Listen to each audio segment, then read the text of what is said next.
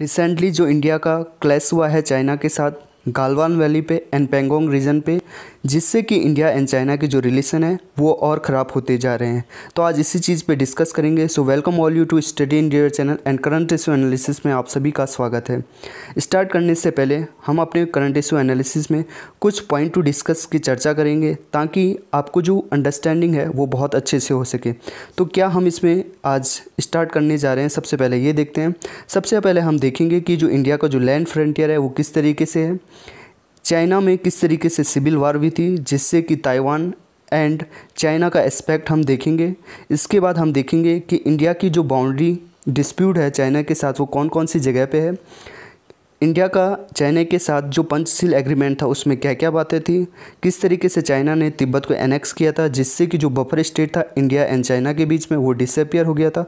And last हम ये देखेंगे कि जो इंडिया एंड चाइना का आज जो रिसेंटली जो फेस ऑफ चल रहा है गालवान वैली पे एंड पेंगोंग रीजन पे, उसके बारे में डिस्कस करेंगे। देखिए ये सारी चीज़ें अगर आप डिस्कस कर लेंगे तो रिसेंटली जो Galwan valley and Pangong region पे जो डिस्प्यूट चल रहा है या फेस ऑफ चल रहा है उसके बारे में हमें ज़्यादा अंडरस्टैंडिंग होगी। तो चलिए स्टार्ट करते हैं। सबसे पहले इंडिया एंड चाइना को रिलेशन को समझने के लिए थोड़ा बहुत हम लैंड का जो पर्सपेक्टिव है उसको समझ लेते हैं। सबसे पहले ये देख लीजिए, इंडिया एक पेनिनसुलर कंट्रीज़ है जहाँ इंडिया की जो बाउंड्रीज़ हैं वो सी के साथ भी लगते हैं। बट अगर सी के अलावा इंडिया की लैंड बाउंड्री की बात करें जिससे कि हम लैंड फ्रंटियर करें तो वो टोटल 15,200 किलोमीटर है। ओके, अगर हम चाइना की बात करें तो चाइना के साथ इंडिया का जो बाउंड्री है वो 3,971 किलोमीटर है जो कि about 26% of the total land frontier है। ओके, अब यहाँ पे एक चीज़ देखिएगा कि जो इंडिया का जो कुछ स्टेट हैं जो कि चाइना के साथ कुछ लैंड बाउंड्री बनाते हैं जैसे कि जम्मू एंड कश्मीर, ओके, लद्दाख वाला रीजन, हिमाचल प्रदेश, उत्तराखंड, सिक्किम एंड अरुणाचल प्रदेश। तो ये कुछ स्टेट हैं जो कि चाइना के साथ लैंड बाउंड्री बनाते हैं। नाउ यहाँ पे स्टार्ट करते हैं कि इंडिया एंड चाइना की जो लैंड बाउंड्री आज की डेट में एग्जिस्ट है वो किन किन पॉलिसी से निकल के आई है। तो जो सबसे पहले वो मंचू पॉलिसी है, उसके बाद चाइनीज़ रिपब्लिक पॉलिसी एंड उसके बाद द ब्रिटिश पॉलिसी। देखिए सबसे पहले यहाँ पे मंचू पॉलिसी का क्या मतलब है। देखिए 1614 से लेकर 1911 तक चाइना में किंग डायनेस्टी थी। ओके, किंग डायनेस्टी थी और उनके जो ऑफिसर थे उन्हें मंचू कहा जाता था जो कि मंचूरिया से आए थे। तो जो मंचूरिया ऑफिसर थे उन्होंने कुछ लैंड था उस लैंड बाउंड्री को डिमार्केट किया था वो जो कि 1614 से लेकर 1911 तक चली। उसके बाद चाइनीज़ रिपब्लिक पॉलिसी जो कि चाइनीज़ रिपब्लिक गवर्नमेंट थी उस टाइम पे चाइना में, ओके, उसके द्वारा एंड ब्रिटिश पॉलिसी के द्वारा 1911 से 1947 तक जो बाउंड्री को सेटल किया गया है या बाउंड्री लाइन खींची गई, इसके कारण जो आज की डेट में इंडिया एंड चाइना के बीच की जो बाउंड्री है उसको ड्रॉ किया गया। बट जो ये लैंड बाउंड्री थी ये आज की डेट में डिस्प्यूटेड इसलिए क्योंकि ये जितनी भी पॉलिसीज़ थी जिन्होंने कि लैंड बाउंड्री को सेटल किया था, क्योंकि जो ये सारी की सारी लैंड बाउंड्रीज थी वो मैप पे सेटलमेंट हुआ था, क्योंकि due to the harsh climate और जो टोपोग्राफी है वहाँ पे बहुत ही हार्श है जिसके कारण लैंड पे जो ये बाउंड्री है उसको सेटल नहीं किया गया बल्कि मैप्स के द्वारा ही जो लैंड बाउंड्रीज थी उसको सेटल किया गया था, जिसके कारण जो बाउंड्री है आज भी डिस्प्यूटेड बनी हुई है। ओके, सो हम देखेंगे कि जो इंडिया की जो बाउंड्रीज हैं वो 3 जगह पे डिस्प्यूटेड है चाइना के साथ, जैसे कि यहाँ पे लद्दाख वाला रीजन हो गया, यहाँ पे हिमाचल प्रदेश उत्तराखंड जिसे हम सेंट्रल रीजन कहते हैं, लद्दाख वाले को वेस्टर्न सेक्टर कहते हैं और सिक्किम और अरुणाचल प्रदेश वाले को हम ईस्टर्न सेक्टर कहेंगे। बट हम इस चीज़ को तो देखेंगे, बट सबसे पहले हम ये जान लेते हैं कि जो चाइना की हिस्ट्री किस तरीके से रही है और क्यों चाइना इतना एग्रेसिव हुआ है जिससे कि इंडिया एंड चाइना का जो लैंड बाउंड्री है वो डिस्प्यूटेड हो गया है, या कहें कि हम जो लैंड बाउंड्री है उससे क्या हो रहा है, चाइना एंड इंडिया के जो रिलेशन है वो ख़राब होते जा रहे हैं। सबसे पहले आपको ये जानना होगा 1949 में जब चाइना को इंडिपेंडेंस मिली थी उसके बाद से ही चाइना में सिविल वॉर स्टार्ट हो गया था। 1949 के टाइम पे वहाँ 2 पार्टी थी। ओके, एक तो अपने आप को नेशनलिस्ट कहती थी और दूसरी थी कम्युनिस्ट।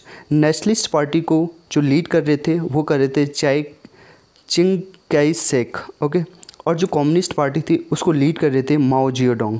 ओके, नाउ यहाँ पे आपको एक चीज़ यहाँ पे देखनी है कि जो नेशनलिस्ट पार्टी थी इसको सपोर्ट किया जा रहा था यूएसए के द्वारा और जो कम्युनिस्ट पार्टी थी इसको सपोर्ट किया जा रहा था यूएसएसआर के द्वारा। ओके, क्योंकि यूएसएसआर में भी कम्युनिस्ट पार्टी थी और आपको पता है कि यूएसए और यूएसआर के बीच में कोल्ड वार चलना स्टार्ट हो गया था after the second world war. Okay, इसी तरीके से फिर नेशनलिस्ट पार्टी को यूएसए के द्वारा सपोर्ट किया गया और यूएसएसआर के द्वारा कम्युनिस्ट पार्टी को सपोर्ट किया गया। और इसके बाद जब इन दोनों में क्लैशेस होते हैं तो चाइनीज़ जो कम्युनिस्ट पार्टी थी ये जीत जाती है और चियांग कई शेक ये भाग जाते हैं चाइना मेनलैंड से और ये ताइवान में बस जाते हैं। ये देखेंगे आप, चाइना मेनलैंड है और ये ताइवान है। जो चियांग कई शेक है ये ताइवान में चले जाते हैं भाग के और यहाँ people Republic of China establish हो जाती है और यहाँ जो गवर्नमेंट है वो इस्टेब्लिश्ड होती है रिपब्लिक ऑफ चाइना। ध्यान रखिएगा ये रिपब्लिक ऑफ चाइना है, ये है people Republic of China. Okay, इसके बाद क्या होता है कि जो यूएसए है, यूएसए इस गवर्नमेंट को रिकॉग्नाइज़ करती है और जो मेनलैंड चाइना है उसको रिकॉग्नाइज नहीं किया जाता है। ओके, बट आफ्टर 1954 के टाइम पे वियतनाम वार होता है और जहाँ यूएसए को बहुत ज़्यादा हानि हो जाती है और उसके बाद से ही यूएसए को लगता है कि जो मेनलैंड चाइना है उसको रिकॉग्नाइज़ कर लेना चाहिए और 1971 में जो यूएसए के प्रेसिडेंट होते हैं वो चाइना विजिट करते हैं। ओके, और इसके बैकग्राउंड में क्या होता है कि जो चाइना एंड यूएसएसआर के रिलेशन भी ख़राब हो जाते हैं। जब चाइना एंड यूएसएसआर के रिलेशन ख़राब हो जाते हैं तो यूएसए को एक अपॉर्चुनिटी मिल जाती है कि चाइना जो मेनलैंड चाइना है उसके साथ रिलेशन को अच्छा किया जाए ताकि जो चाइना के influence all over the world बना रहे। फिर 1971 में जो निक्सन होते हैं वो चाइना की विजिट करते हैं। ओके, और उसके बाद से चाइना को फॉर्मली रिकॉग्नाइज़ किया जाता है और 1971 में ही यूएन में मेनलैंड जो चाइना था या हम कहिए पीपल रिपब्लिक ऑफ चाइना इसको रिकॉग्नाइज़ किया जाता है। ओके, और ये यूनाइटेड नेशन का मेंबर बन जाता है। तो इस तरीके से हमने देखा कि क्या हिस्ट्री रही है, चाइना एंड ताइवान का क्या एस्पेक्ट रहा है। ये चीज़ जानना ज़रूरी इसलिए भी था, सम टाइम हम कंफ्यूज रहते हैं कि चाइना की एग्रेसिव पॉलिसी किस तरीके से थी। ओके, अब आपको ये जानना जरूरी हो गया जब माओ जेडोंग जो कि कम्युनिस्ट पार्टी इन्होंने बना दी थी चाइना में, जिसे कि हम पीपल रिपब्लिक ऑफ चाइना कह रहे थे, उसके बाद क्या हुआ कि जो माओ जेडोंग थे उनकी एग्रेसिव पॉलिसी थी। उन्होंने 1951 में तिब्बत को कैप्चर कर लिया था। अब तिब्बत को जब कैप्चर कर दिया था तो ये कहते थे कि जो तिब्बत है वो हथेली है, पाम है। ओके, हाथ की हथेली है और जो 5 फिंगर है वो हो गया जम्मू कश्मीर। ओके, ये नेपाल हो गया, सिक्किम हो गया, भूटान हो गया, अरुणाचल प्रदेश हो गया। ये 5 उंगलियां हैं। ओके, और इनको हमें क्या करना है, एनेक्स करना है। ओके, ये चाइना के अंदर लानी है। तो इस तरीके से उनकी कुछ पॉलिसी रही थी और जिसके कारण आज बहुत सारी जगह पे डिस्प्यूट है। आपने देखा होगा इस जगह यहाँ पे चुम्बी वैली पे भी डिस्प्यूट है, भूटान के साथ समटाइम होता है, अरुणाचल प्रदेश वाले इलाके और ये जितने भी इलाके इन सब में आज की डेट में डिस्प्यूट है। बट हम देखेंगे 1 बाय 1 डिस्कस करते हैं कि किस तरीके से इंडिया एंड चाइना का जो डिस्प्यूट है वो 3 जगह पे है। तो सबसे पहले हम ईस्टर्न सेक्टर की बात करेंगे। ईस्टर्न सेक्टर पे यहाँ पे डोकलाम विवाद हुआ था 2017 में, आप सभी को याद होगा। ओके, यहाँ पे भी विवाद है। ओके, अरुणाचल प्रदेश जो कि ये वाला रीजन है, ओके, जिसे कि मैकमोहन लाइन कहते हैं, बट जो चाइना है वो मैकमोहन लाइन को नहीं मानता है। मैकमोहन लाइन को मानने का, देखिए मैकमोहन लाइन जो स्टार्ट होती है भूटान, इंडिया एंड चाइना की ट्राई जंक्शन से स्टार्ट होती है, फिर इंडिया, म्यांमार एंड चाइना के ट्राई जंक्शन पे ख़त्म हो जाती है और यहाँ पे तालू पास है।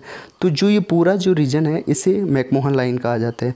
देखिए जो मैकमोहन लाइन थी वो तिब्बत गवर्नमेंट उस टाइम की और उस टाइम की ब्रिटिश जो गवर्नमेंट थी उसके बीच में सेटल की गई थी और चाइना कहता है क्योंकि ये 2 इलीगल जो एंटिटीज़ थी उनके बीच में ये समझौता हुआ था, इसलिए हम जो मैकमोहन लाइन है उसको नहीं मानते और इस तरीके से यहाँ पे डिस्प्यूटेड जो बाउंड्री है वो चल रही है। ओके, यहाँ पे हम बात करें जो ये कि सिक्किम वाला रीजन है, यहाँ पे नाकुला पास, जेलिपला पास, ओके, और ये जो डोकलाम या चुम्बी वैली है यहाँ पे भी इंडिया एंड चाइना का क्लैश ऑफ चलता रहता है।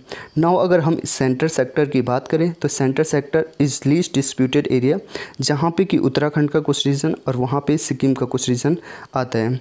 नाउ यहाँ पे आज की डेट में जो सबसे ज़्यादा इम्पॉर्टेंट है और जहाँ पे क्लैश ऑफ हो रहे हैं इंडिया एंड चाइना के बीच में, ये एरिया है अक्साई चीन का एरिया। ओके, अक्साई चीन, देखिए अक्साई चीन की थोड़ा हिस्ट्री बता दूं ताकि आपको चीज़ें समझ में आ जाए।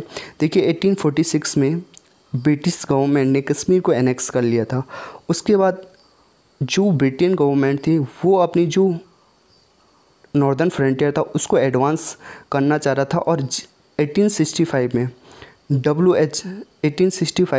एच जॉनसन, जो कि उस टाइम पे सिविल सर्वेंट थे, उन्होंने अक्साई चीन को एक लाइन ड्रॉ करी, जो ये आउटर लाइन देख रहे हैं, जिसे कि जॉनसन लाइन कहा जाने लगा। ओके, और उन्होंने कहा कि जो ये अक्साई चीन रीजन है ये इंडिया की टेरिटरी है, और इंडिया इसी चीज़ को रिकॉग्नाइज़ करता है आज भी, और कहता है कि जो जॉनसन लाइन है ये जीरो लाइन है या इंटरनेशनल बाउंड्री लाइन है। बट चाइना का क्लेम कुछ और है। चाइना कहता है कि जो ये रीजन है ये देखेंगे तो फिजियोग्राफिकली तिब्बत का रीजन है। ओके, कल्चरली यहाँ पे बुद्धिस्ट लोग रहते हैं। ओके, और इथनिकली अगर देखें तो मंगोलाइट लोग रहते हैं। तो ये चाइनीज़ कहता है कि ये हमारा रीजन है अक्साई चीन, और स्ट्रेटेजिकली भी इम्पोर्टेंट है, क्योंकि यहाँ पे देखेंगे तो तिब्बत एंड जिंगजान रीजन ये दो ऑटोनोमस रीजन है चाइना के, और ये इन दोनों को यहाँ पे मिलाता भी है, और यहाँ पे स्ट्रेटेजिकली इम्पोर्टेंट भी है। इसलिए इन तीनों जगहों पे यहाँ पे इंडिया एंड चाइना का डिस्प्यूट बना हुआ है। सो नाउ जब क्या होता है कि 1951 में जब तिब्बत पे चाइना का आक्रमण होता है, वो तिब्बत पे एनेक्सेशन किया जाता है चाइना के द्वारा। तो 1954 में क्या होता है कि जो इंडिया होते हैं, इंडिया जो अपना एक्स्ट्रा टेरिटोरियल क्लेम है ओवर द तिब्बत उसको गिव अप कर लेता है। ओके, 1954 की बात है। जो एक्स्ट्रा टेरिटोरियल राइट है वो तिब्बत पे क्या कर देता है, गिव अप कर देता है, और फॉर्मली रिकॉग्नाइज करता है कि जो चाइनीज़ सोवरेनिटी होगी तिब्बत गवर्नमेंट पे। तो इससे क्या होता है कि जो चाइना एंड इंडिया के बीच में ये बफर स्टेट था। ओके, बफर स्टेट किससे कहते हैं, किसी भी दो एंटिटीज़ जो बड़ी एंटिटीज़ होती हैं उनके बीच में अगर कोई चीज़ है जो कि इन दोनों के क्लैश को रोक रही है, उसी को ही हम बफर स्टेट कहेंगे। अब उस टाइम पे जो तिब्बत था वो बफर स्टेट होता था, बट जैसे ही इंडिया ने अपना जो क्लेम छोड़ दिया तिब्बत पे, तो जिससे क्या हो गया, जो बफर जोन था वो क्या हो गया, डिसअपियर्ड हो गया, और फिर जो बाउंड्री डिस्प्यूट था वो और ज़्यादा एग्रीवेटेड हो गया। ओके, इस चीज़ को आपको समझना है। फिर 1954 में ही जब इंडिया ने अपना जो क्लेम है वो छोड़ दिया था तिब्बत पे, जिससे के कारण क्या हो गया, तो दोनों की जो बाउंड्री थी वो मिलने लग गई थी। बट साथ साथ पंचशील एग्रीमेंट भी होता है, और पंचशील एग्रीमेंट में कुछ बातें कही जाती हैं दोनों कंट्रीज़ के द्वारा। यहाँ पे कुछ बातें कही जाती हैं, 5 पॉइंट होते हैं पंचशील, मतलब 5 सील एग्रीमेंट। ओके, तो 5 एग्रीमेंट होते हैं जिसमें कि म्यूचुअल रिस्पेक्ट होगी each other territorial integrity and sovereignty की, म्यूचुअल नॉन एग्रेशन होगा। ओके, कोई भी इंटरफेयर नहीं करेगा ओके एक दूसरे की टेरिटरी में, इक्वलिटी एंड म्यूचुअल बेनिफिट के तरीके से काम किया जाएगा, और लास्ट में पीसफुल को एग्जिस्टेंट होगा। तो ये कुछ बातें थी पंचशील एग्रीमेंट की जो कि इम्पोर्टेंट है और जानना ज़रूरी है। ओके, नाउ यहाँ पे क्या होता है कि 1953 से ही जो चाइना था वो क्या कर रहा था कि जो ये वाला रीजन था अक्साई चीन का जो रीजन था, और ये तिब्बत रीजन था, ये जिंगजान प्रोविंसेस है।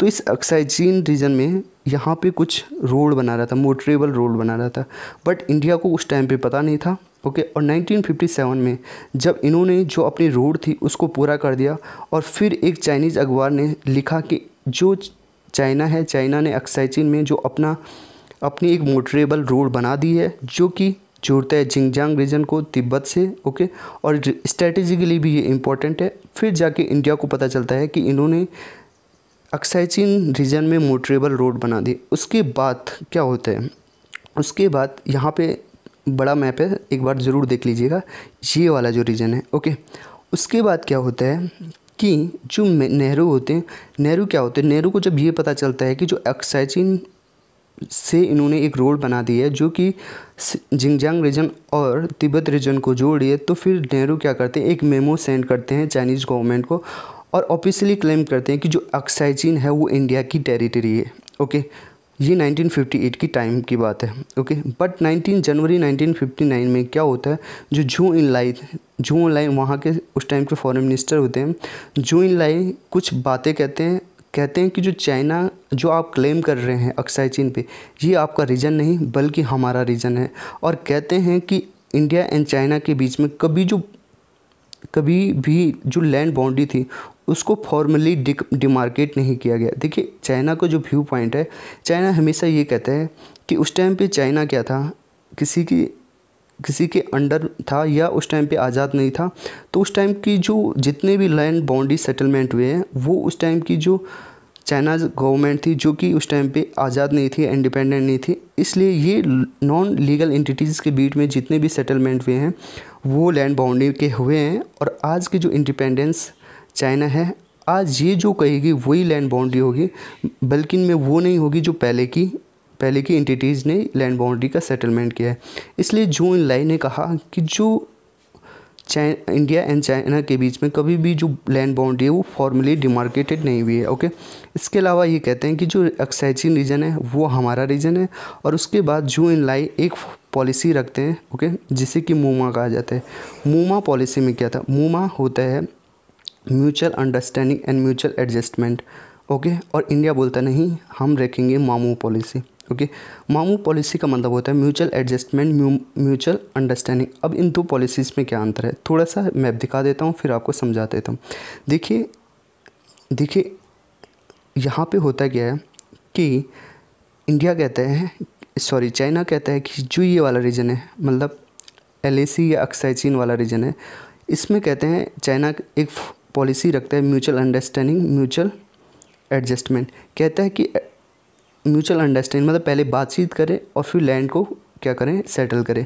तो इसमें कहते हैं चाइना कि आप इस रीजन पे अपना क्लेम छोड़ दीजिए, हमारा जो क्लेम है इस रीजन पे, जो ये मैकमोहन लाइन का जो रीजन है, इस पे अपना क्लेम छोड़ देंगे और जिससे कि क्या हो जाएगी, चीज़ें सेटलमेंट हो जाएगी। बट उस टाइम की जो हमारी गवर्नमेंट है वो मना करती है, वो कहती है कि ये रीजन भी हमारा है, ये रीजन भी हमारा है। और जो पॉलिसी रखती है म्यूचुअल एडजस्टमेंट, म्यूचुअल अंडरस्टैंडिंग, पहले कहती है कि एडजस्ट करो इन बाउंड्रीज़ को, तब जाके कोई बात होगी।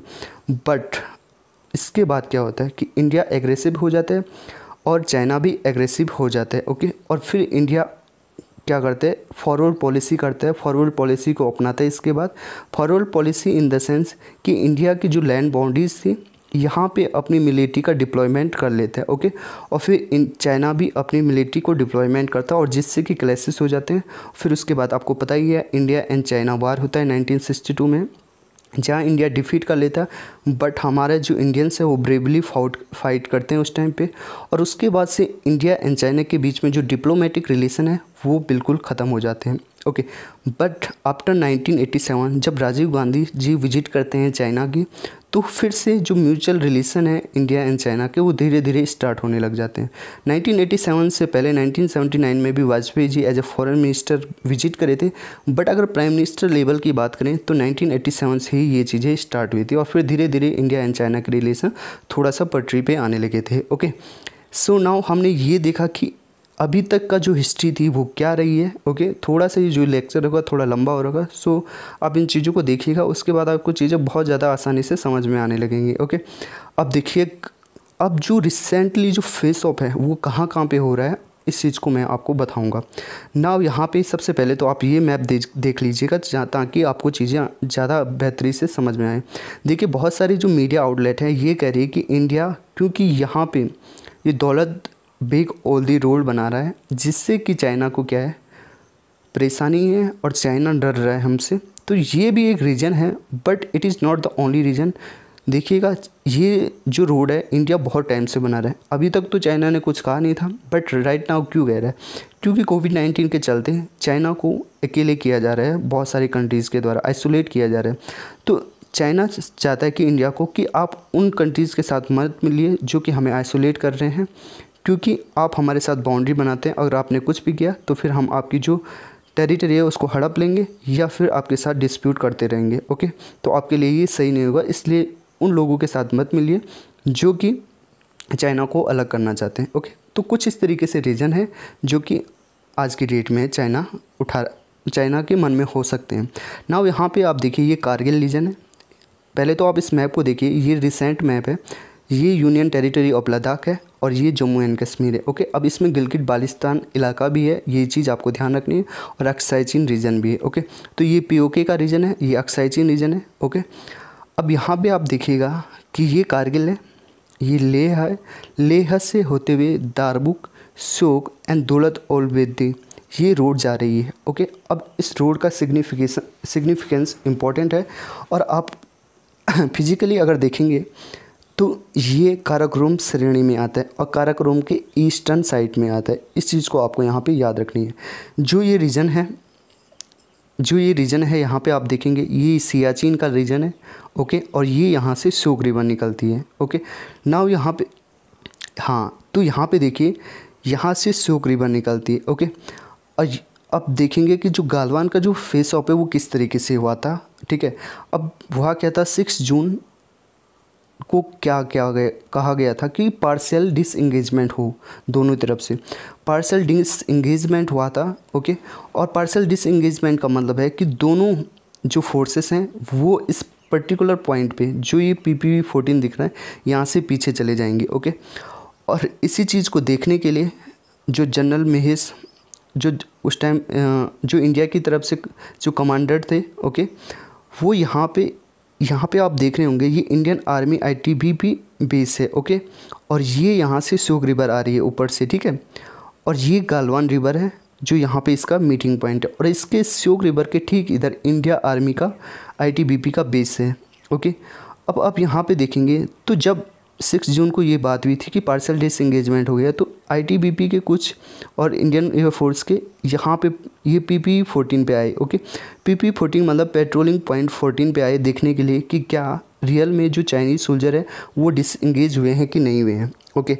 अब यहाँ पे जब देखा तो कमांडर एंड उनके साथियों ने देखा कि जो चाइनीज़ सोल्जर हैं वो तो पीछे नहीं गए हैं, बल्कि में उन्होंने यहाँ पे कुछ टेंट वेंट लगा लिए हैं, ओके। जब इंडिया की जो साइड से कहा गया चाइनीज़ को कि आप प्लीज़ डिसएंगेज हो जाइए, ओके, तो फिर बीच में क्लैशेस होने लगे, ओके। और जिसके कारण हमारे जो 20 सोल्जर थे वो शहीद हो गए, वीरगति को प्राप्त हो गए, ओके।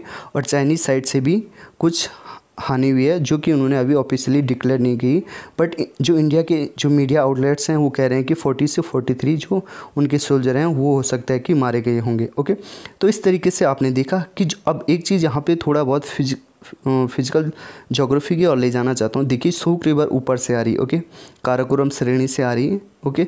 और ये जो गालवान रिवर है ये अक्साई चीन रीजन से आ रही है, और फिर ये जो गालवान रिवर है ये श्योक रिवर में मिल जाती है। और फिर जो ये श्योक रिवर है, ये श्योक रिवर, एक मिनट है, एक चीज़ आपको दिखानी है जो कि इम्पोर्टेंट है।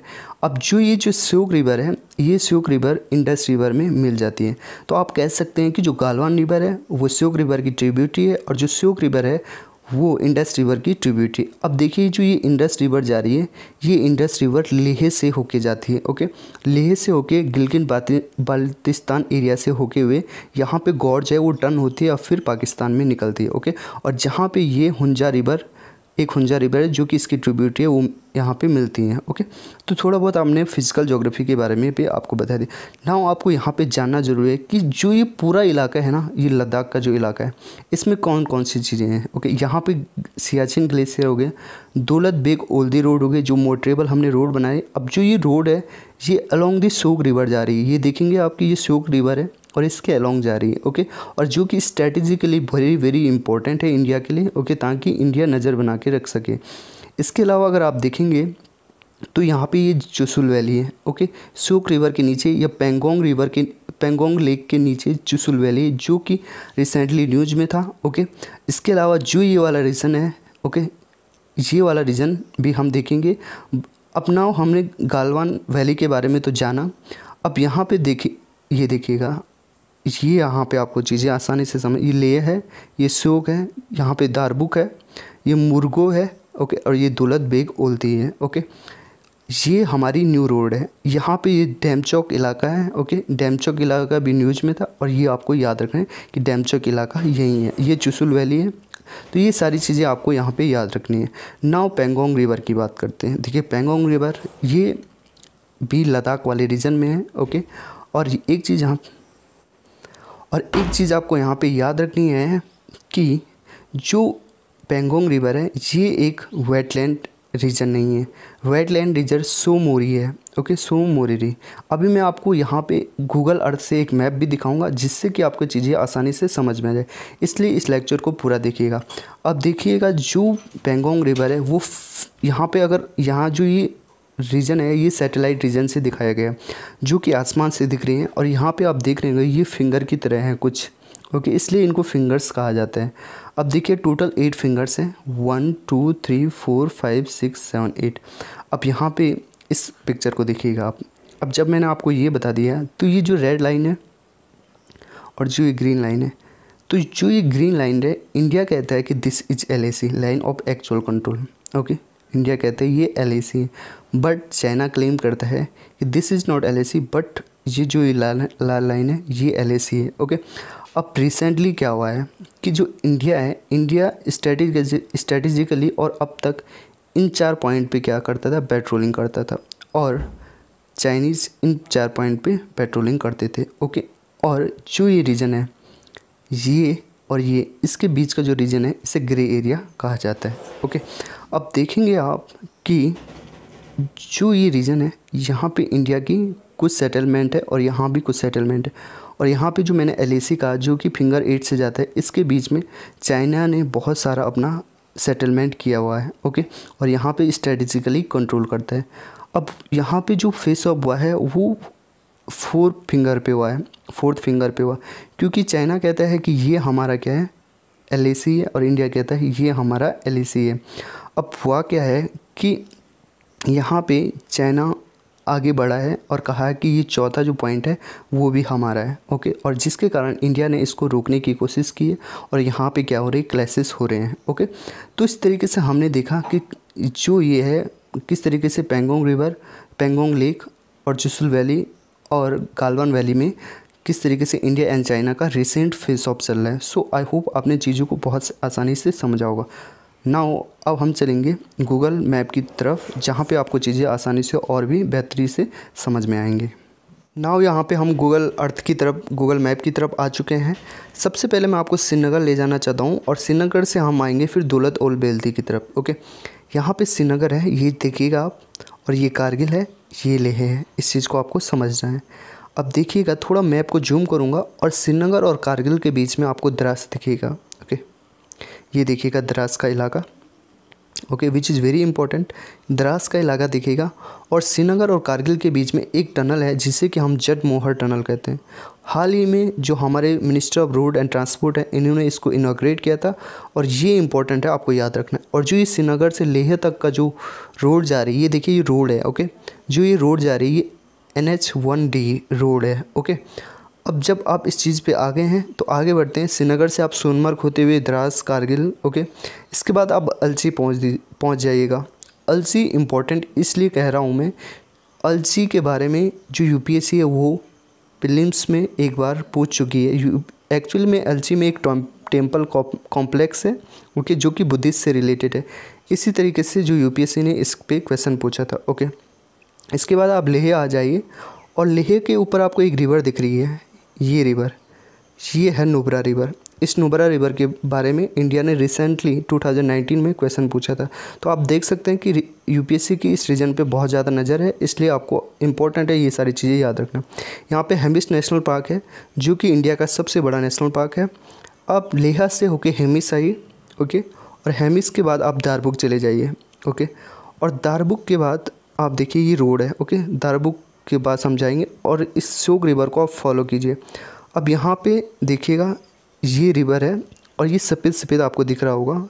एक बार मैं पेन लगा लेता हूँ इस चीज़ में। ये सफ़ेद जो दिख रहा है आपको ये रोड है, ओके, जो कि सीधे सब सेक्टर नॉर्थ की तरफ जाएगी। यहाँ पे लिखा भी होगा सब सेक्टर नॉर्थ, ये देखिए ये सब सेक्टर नॉर्थ रोड है, ओके, जिसे कि हम दौलत बेग ओल्दी भी कहते हैं, ओके। अब सीधे आप श्योक रिवर को फॉलो कीजिएगा, ओके। एक चीज़ और आपको यहाँ पे बताना ज़रूरी है, देखेंगे आप यहाँ पे जो ये नुब्रा रिवर है ये श्योक रिवर में मिल रही है, तो आप कह सकते हैं कि जो नुब्रा रिवर है ये श्योक रिवर की ट्रिब्यूटरी है, ओके। अब एक चीज़, अब आप इसको फॉलो कीजिएगा, ठीक है, श्योक रिवर को फॉलो कीजिएगा और इस सफ़ेद लाइन को फॉलो कीजिएगा जो कि दौलत बेग ओल्दी की तरफ चलेगी, जिसे कि हम सब सेक्टर नॉर्थ पॉइंट भी कहते हैं। अब इस चीज़ पे आप चलेंगे तो यहाँ पे आपको गालवान रिवर मिलेगी, जहाँ पे मैंने आपको अभी तक बताया भी था कि गालवान रिवर यहाँ पे पेट्रोलिंग पॉइंट 14 से होते हुए श्योक रिवर में मिल रही है।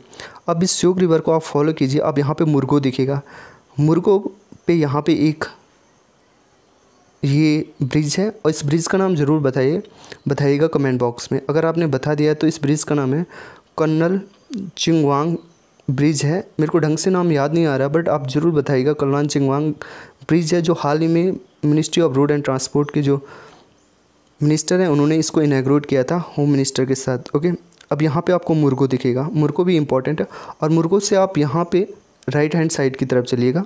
ओके, यह वेस्टर्न साइड की ईस्टर्न साइड की ओर चलेगा, और ये सफ़ेद जो ये रोड है इसको आप फॉलो कीजिएगा। ओके, और आप पहुँच गए दौलत बेग ओल्दी। तो इस तरीके से मैंने आपको बताया कि किस तरीके से दौलत बेग ओल्दी की तरफ हम जा सकते हैं। यहाँ पे सियाचिन है और नुब्रा वैली भी सियाचिन से होके हुए आती है, और ये श्योक रिवर भी यहीं से आ रही है। ओके, अब हम देखते हैं पेंगोंग की तरफ चलते हैं। पेंगोंग ये चुशुल है, यहाँ पे आप देख सकते हैं, और ये पेंगोंग रिवर है। ये जो यहाँ पे लाइन डिमार्केट करी है ये LAC है, लाइन ऑफ एक्चुअल कंट्रोल, और यहीं से ही अभी मैंने बताया था ना आपको फिंगर 4 जाती है। फिंगर 8 तक यहाँ है जहाँ पे चाइना का कंट्रोल है, और फिंगर 1 से लेकर फिंगर 4 तक इंडिया का कंट्रोल है। अब यहाँ पे क्या हुआ है कि जो चाइनीज़ सोल्जर है वो फिंगर 4 को भी कैप्चर करने की सोच रहे हैं, और चाइना का क्लेम है कि फिंगर 4 चाइना का क्लेम है कि इस तरीके से ये होगी LAC, और इंडिया का क्लेम है ये LAC होगी, और इस तरीके से ये चुशुल भी चाइना के क्लेम में आ रहा है उनके हिसाब से। ओके, आपको ये चीज़ याद रखनी है। ओके, अब देखेंगे थोड़ा सा नीचे की तरफ चलते हैं। ओके, ये डैम चौक इलाका है, आप देख सकते हैं यहाँ पे ये डैम चौक इलाका है। ओके, तो इस तरीके से मैंने आपको बहुत माइन्यूट डिटेल बताई हैं। देखिए, गूगल मैप को अगर आपको देखना है ना तो सबसे अच्छा मैप होता है अगर आपको देखना आता है। तो इस तरीके से हमने इंडिया एंड चाइना के बारे में समझा। आई होप आपको पूरी जो पिक्चर है वो समझ में आ गई होगी। समझ में आई तो लाइक ज़रूर कीजिएगा, सब्सक्राइब भी कीजिएगा। ओके, और अपने दोस्तों को शेयर ज़रूर कीजिएगा। इसी तरीके से करंट इशू एनालिसिस के साथ हम मिलते रहेंगे। सो तब तक के लिए जय हिंद।